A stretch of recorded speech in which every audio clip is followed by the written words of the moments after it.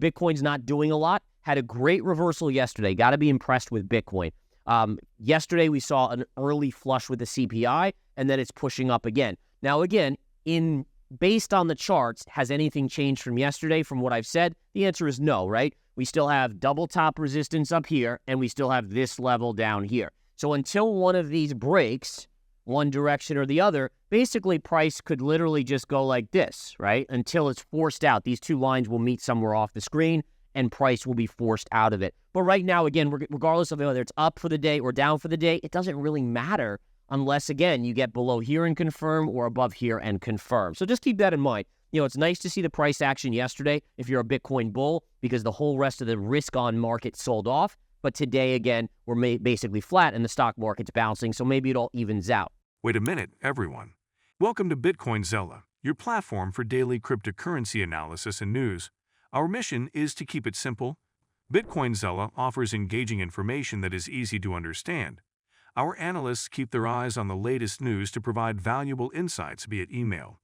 Don't miss out on this opportunity. Join our community of 10,000 subscribers and experience the new edge with Bitcoin Zella. Subscribe now. In this video, Gareth will share his insights on: will Bitcoin break the double top resistance or dip below the current level? With Solana touching a support level, what's next? Could it drop to 130 or even 115? Let's join Gareth in this interview about these topics and more. I haven't looked at Solana in a few days, but Solana continues to be an interesting one. I continue to be bearish on Solana overall. You can see this bigger breakdown. We actually just touched a support level 1 right here. This low was exactly this low. So that's your first technical level of support. We'll see if it's able to get its mojo back and start to move up. If it breaks this area at around 160, then you're probably headed down to about 130 here on the chart. So again, 130 though, there is a confluence of multiple levels here.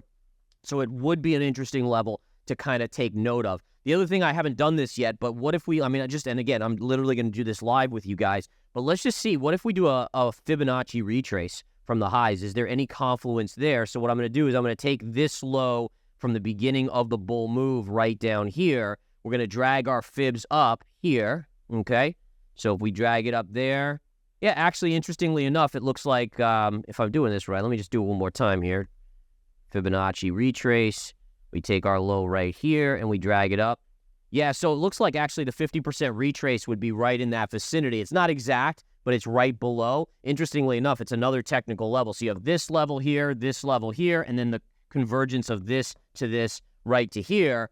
But then right below it, this area here and right here, that's the 50%. So what that does is it reinforces the zone. Sometimes these things won't align up perfectly to the penny like with the TLT, but ultimately the zone is important, and that is what we're seeing there. So it looks like anywhere between 130 and 115 on Solana is very solid. Gold today, let's do a quick check on gold. Gold did pop a little bit on the back, and this is the 10-minute chart of the PPI data. But again, it isn't taking out the highs yet. So again, I'm still in the camp that bigger bearish hit of resistance, I still think you got to see a pullback, guys. Just the healthy nature of things. My guess is, again, a little bit of a pullback on that monthly chart. And again, you can see it right here. We're still right up into that level. Now, eventually, is gold going to 2,500? Yes. U.S. Senator Marsha Blackburn recently expressed her positive sentiments about Bitcoin during a fireside chat at the Bitcoin Policy Summit. As an advocate for consumer rights and privacy, Senator Blackburn highlighted key aspects of Bitcoin that resonate with her and its potential impact on everyday transactions. U.S. spot Bitcoin ETF recently saw net withdrawals of $19.4 million, signaling ongoing movement away from these investments. BlackRock's IBIT and Fidelity's FBTC had capital inflows. Over $200 billion in trade volume for U.S. spot Bitcoin ETF since January 11. Market capitalization stands at $60.27 billion. Estimated assets under management, $56.57 billion. These ETF play a significant role in the broader cryptocurrency market. The CPI data was so hot. It was so much higher than expected. Check this out. What do we have here? We have PPI comes in at 0.2 versus 0.3% month over month. In other words, less inflation than expected. A ray of hope. Maybe we're not seeing as much inflation as we thought, or maybe the market anticipated. Okay, so that's key. Last month, by the way, was 0.6, so very, very hot last month. But either way, 0.3 was expected. It came in at 0.2. Core PPI comes in at 0.2 versus 0.2. That was in line with expectations. Initial claims, still very strong, 211,000. When I say strong, by the way, it's not that the number was strong, it's that it was low. With initial claims, these are people filing for unemployment, and that, again, the lower the number, the better the number for the economy. Now, again, the market would prefer a little higher number because it would tell us that the economy is weakening with more people filing for unemployment, but that is just not what we're seeing. All right,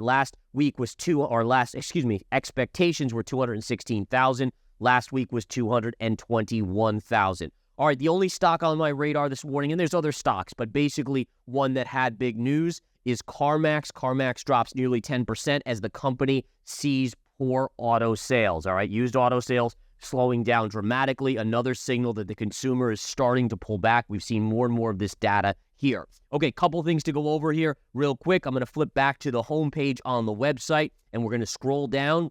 At the bottom, we have our Fed Watch tool. What's the Fed Watch tool showing us? Let's take a look here. We bring it right up. And what we can see, guys, is even with this PPI data, we're still not anticipating a rate cut in June or July, right? So again, you can clearly see, here's your June meeting, here's your July meeting. Both of those have interest rates staying at 5.25% to 5.5% per the Fed funds rate. All right, so again, high probabilities. Now, again, the kicker is that we're now anticipating, or at least the market's anticipating, that in the September meeting, they will cut, and if they don't cut, it'll be in the next meeting. So one of these two meetings, you'll get a cut. But the important thing here, guys, is that basically we're still now looking, and yesterday this was different. So the one change here is that yesterday, after that CPI data last night, the markets were only expecting one rate cut this year.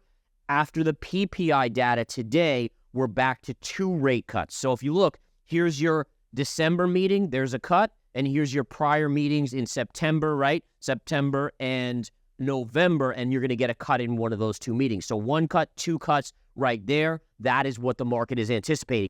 Solana's price has dropped recently due to several factors. Solana struggled with managing increased transaction requests, leading to congestion. Interest in Solana's SPL tokens decreased, affecting SOL's price. Excessive leverage in derivatives markets negatively impacted SOL. Despite some support levels being regained, SOL remains the weakest performer among the top 15 coins. This disconnect from broader market trends suggests a longer-term downtrend.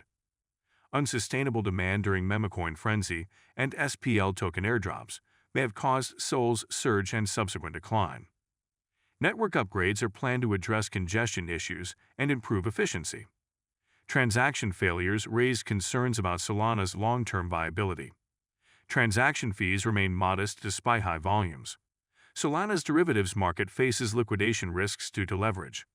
Network congestion, memecoin hype, and derivatives dynamics contribute to Solana's price decline.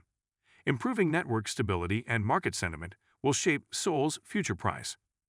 If you've been with us so far, a big thank you. Don't forget to subscribe for free to Bitcoin Zella for your daily news. The link is waiting below. That's all for today's crypto news. Stick around for more updates, insights, and analysis on cryptocurrencies. Share your thoughts in the comments, like this video, and subscribe for more exciting content.